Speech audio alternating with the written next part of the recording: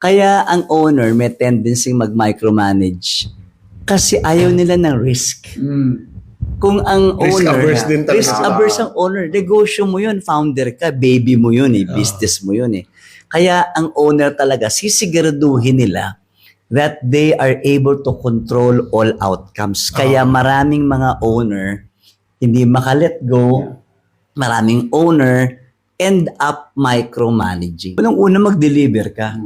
Kasi pag nakikita naman niya na maganda ang performance mo at nagde-deliver ka, you can be trusted.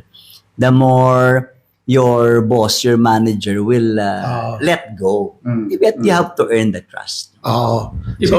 Ibig sabihin, Ed, yung sinasabi ni Louie, yung pag-micromanage is actually risk management.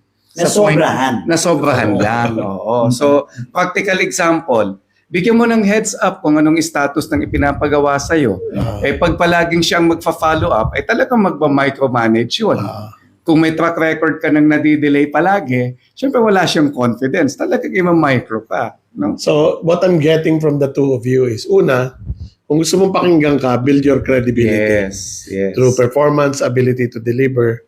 And then yung pangalawa, yung una mo sinasabi is build the business case. Kung ano man yung risk management na gusto mo, ipaliwanag mo kung bakit siya importante. Correct. Hindi pwede sabihin mo lang na, boss, mag-risk management tayo.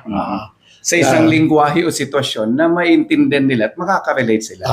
Gumawa ng maayos na presentation. Oo, yung bang boss, pag ginawa natin yan o hindi natin ginawa to, ito po ang impact sa sales. Correct. Ay, kuha mo kaagad ng attention ng boss. Di ba? Kahit hindi mo kailangan tawaging risk management. Kasi sa mga small business owners, hindi sila kwan sa mga terminologies Jargon, oo.